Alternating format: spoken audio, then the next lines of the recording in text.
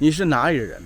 这个问题其实看起来好像挺简单，而且是几乎所有学中文的人最早会被问到的问题之一啊。但是呢，这个问题虽然看起来挺简单的，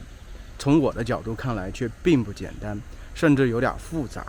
为什么呢？我们好像很多时候囿于自己的这个既有印象、既有观念，总觉得只要一个简简单单的地名就能概括这一个问题，它其实不是的。其实一个地名，比如说像我说我是中国人，这个时候中国带给你一个什么样的印象呢？其实肯定是有一些既有的印象的，对不对？黑眼睛、黄皮肤、黑头发，这是中国人给你的印象。中国人肯定大体上都是这样的，对不对？还有很多人有一些既有的印象，比如说甚至说偏见也罢，比如说这个爱喝热水。当然了，我也挺喜欢喝热水的，但未必所有中国人都会爱喝热水啊。还有中国人性格是不是相对会内敛一些？而且中国人似乎好像数学特别好，等等这些东西不一而足啊，它构成了中国这两个字儿的一个特别复杂的一个概念，好像中国这两个字后面是一个很长的尾巴的。所以我们不要觉得你从哪里来是一个特别简单的问题，它其实根本不是的。我们现在再深入的说一下，比如说我是中国浙江省人，其实对于很多中国人而言，浙江他就会听到这两个字之后呢，他会有很深的一个概念，很深的一个印象。怎么样？比如说最早的时候，我才来西安的时候啊，我来见我女朋友之前呢，他和我说，就他父母听说我是浙江人之后，他们已经做下一个判断，就是他们其实有一个既定的印象，就觉得浙江人好像都挺狡猾的，心地不善良，有很多坏心眼啊。当然，这可能和他们本身个人的经历有关系，还和浙江人在中国整体这个名声有关系。浙江人特别爱做生意，比如很多人都知道这个温州人啊，对，做生意全世界各地去做，而且在中国各地吧都有浙江人，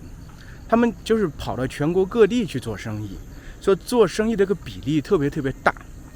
所以做生意的人，说实话，就是他们以利益为先，他们确实挺狡猾的，很聪明，而且心思可能并不是那么单纯啊。你要以一个很单纯的心思和他去交往做朋友，可能有时候会受伤，对不对？但是是不是所有浙江人都是这样呢？未必，对不对？我就不是这样的呀，对。经过这个几年的接触，我岳父岳母其实能发现我不是这么一个典型的浙江人，对不对？其实我爸也虽然是做生意，他也不是那么狡猾的。我爸其实感觉上是比较实在的这么一个人，所以我觉得这也是个体性的东西吧。但是在你去就是真正了解一个人之前，你其实很容易被这些既有的印象所决定嘛，所这个影响，应该是这样。这个时候你不由自主的就有这些想法。而且说到浙江人，其实吧，很多人都知道，在中国古代啊，浙江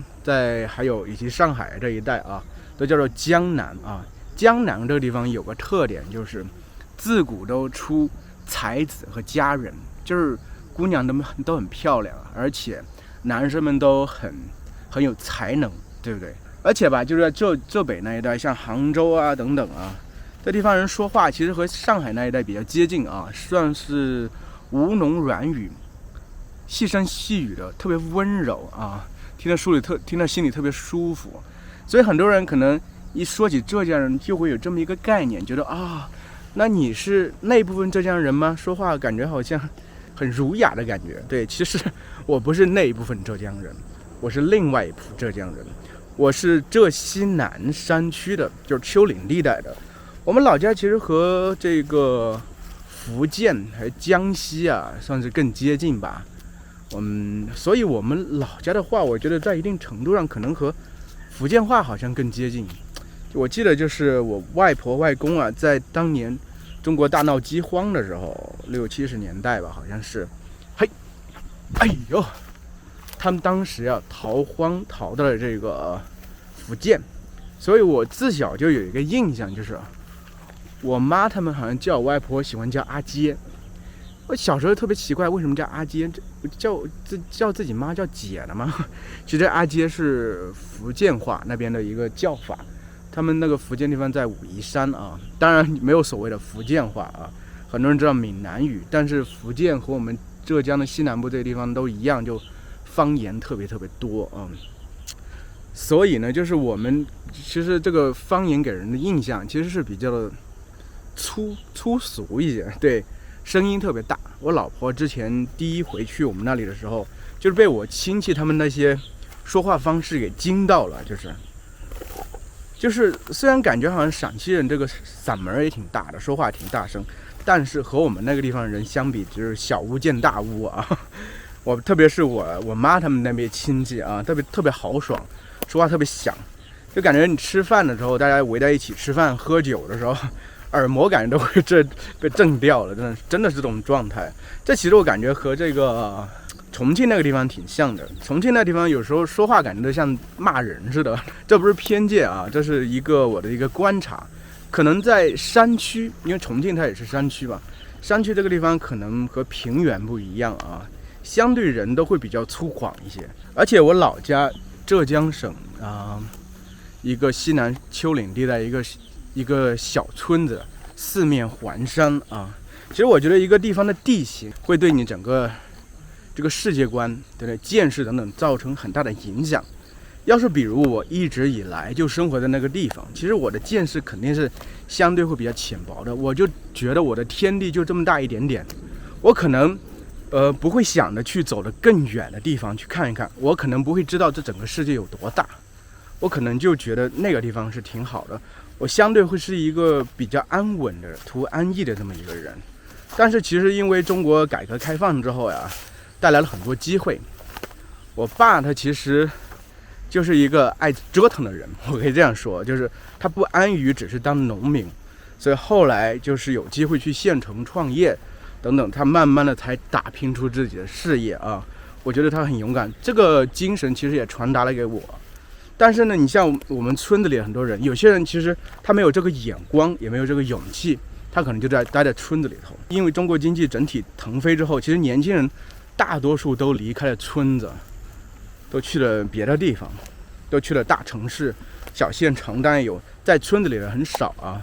整个经济的这个腾飞，它可以带给大家更多机会，带给大家更多机会去打破之前这个枷锁，之前固有的这个观念，对不对？但是它可能，我觉得，因为你出生在哪里，肯定在你身上是有一定的烙印的。你的性格的深处，哎